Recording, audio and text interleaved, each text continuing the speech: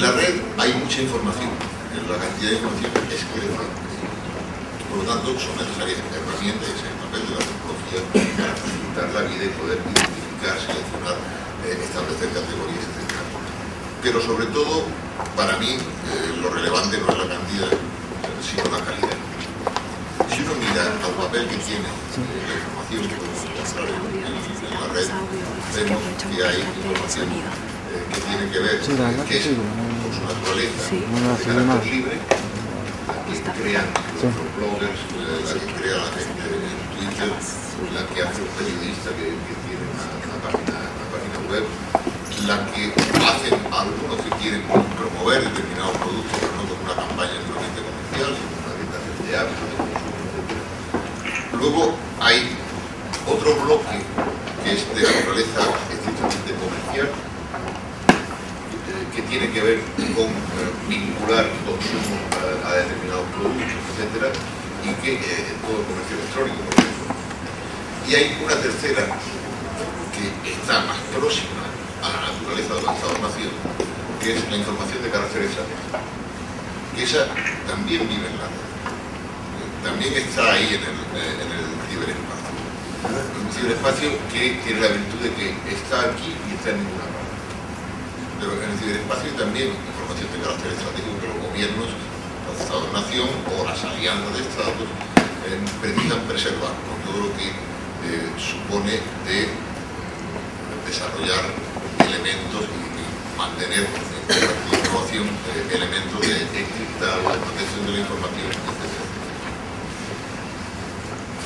Ahora, cuando seguimos aplicando todo esto a las relaciones internacionales, para mí es inevitable vincularlo con otro debate que hemos vivido en las últimas décadas, que es el que puso en marcha, o por lo menos definió Joseph Nye con la teoría del poder duro, poder blando. Es decir, el poder de los Estados-Nación tiene dos maneras de manifestarse. O bien mediante el uso de la fuerza, o simplemente demostrar que se tiene la capacidad de usar la fuerza para obligar al otro a que haga lo que yo quiero que haga, no necesariamente usando la fuerza directamente, solo la posibilidad de hacerlo, de usar la fuerza, o de establecer medidas a lo mejor económicas que bloquean una frontera y por lo tanto impiden salida de productos. Eso es poder duro. Y por usar la expresión de Joseph Nye, el poder blando, que al final es, traducido al lenguaje coloquial, es un poder de seducción.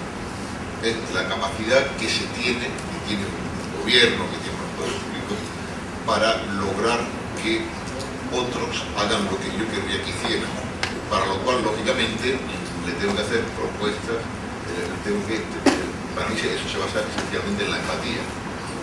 Tengo que entender cuáles son sus propias necesidades. Y ese poder blando tiene mucho que ver con la acción para un país como Estados Unidos, que vive permanentemente entre el amor y el odio del resto de los países del mundo. El desarrollar, el profundizar en esta teoría del poder blando es esencial. Si antes en la Guerra Fría eran las emisiones de Radio Liberty, que eran pura propaganda, ahora estamos hablando de algo muy distinto. Ayer veíamos a la embajadora de Estados Unidos haciendo una actividad de carácter social en Córdoba, con un hospital, etc. Eso tiene que ver con el poder blando. Y tiene que ver con otro elemento que está vinculado a eso, que son las estrategias de diplomacia pública.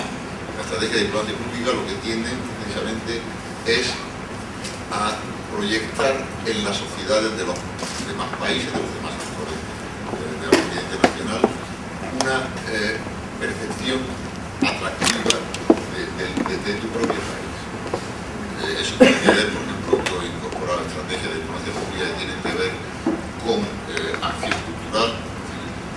Si yo propongo y consigo condecorar a Lelutier, aparte de porque me lo pide el cuerpo, porque creo que es una excelente manera de aproximar la sociedad española a la sociedad argentina, porque es un reconocimiento a un valor argentino muy importante. Y eso, cuando se lo tengo que explicar a mi gente, le digo, esto forma parte de una estrategia de diplomacia pública, además de que lo haya hecho porque me lo pedían. Esos son cosas para entender todo esto. Ahora, la revolución de asuntos de la información, de tecnología de información. En la época, hace 20, 30 años, se hablaba de la revolución de asuntos militares.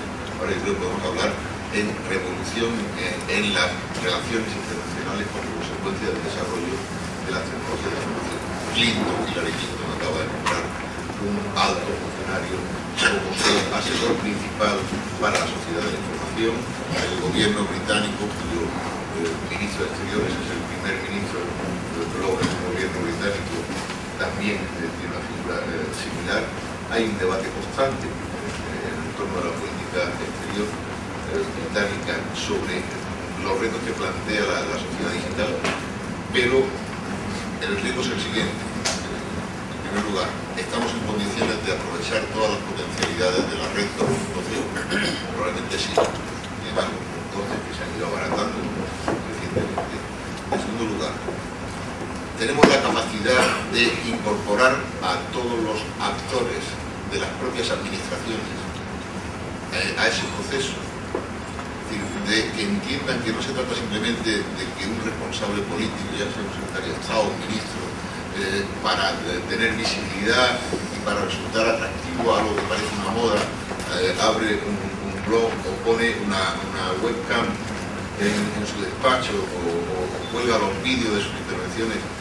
Es algo más que una nueva forma de publicidad y de propaganda, y que tiene que ver con extender al funcionamiento de la propia administración lo que suponen las oportunidades y las transformaciones desde el punto de vista de la influencia en la toma de decisiones de la sociedad. O sea, si el responsable del gobierno español, que el otro día tuvo que adoptar una decisión, hubiera tenido dentro de su propio ministerio a sus propios responsables implicados en el mundo de las redes, probablemente esa decisión no se hubiera tomado. Probablemente no se hubiera tomado. Y si se hubiera tomado, se hubiera planteado en otros términos. Pero lo que ocurrió es que, estando en el mismo espacio, en el mismo ámbito de la política, se encontró con una gente ajena a sus estructuras de toma de decisión, que estaban utilizando unos métodos y unas tecnologías de web 2.0, cuando probablemente en ese ministerio están todavía en la web 0.0. Cosa que ocurre en la mayor parte de las cancillerías diplomáticas. La imagen del diplomático que todavía sigue dictando a su secretaria, dentro de poco lo veremos dictando a un programa de reconocimiento de voz, cosa que ya existe y que hay uno de gran calidad.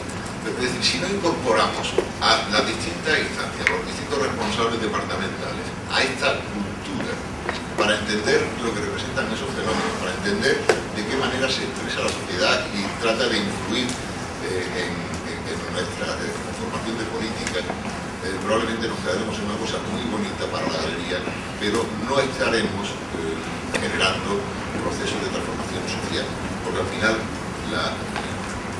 todo lo que tiene que ver con los avances para superar la brecha digital no es solamente lo que supone desde el punto de vista de progreso social, que está vinculado al progreso social. Los ordenadores portátiles de $100 o de lo que sea en África son herramientas para superar la brecha social. Pero la brecha digital en muchas ocasiones la tenemos dentro de las propias administraciones y eso las incapacita en esa situación para entender lo que está ocurriendo en el mundo y para incorporar y aprovechar la capacidad de transformación.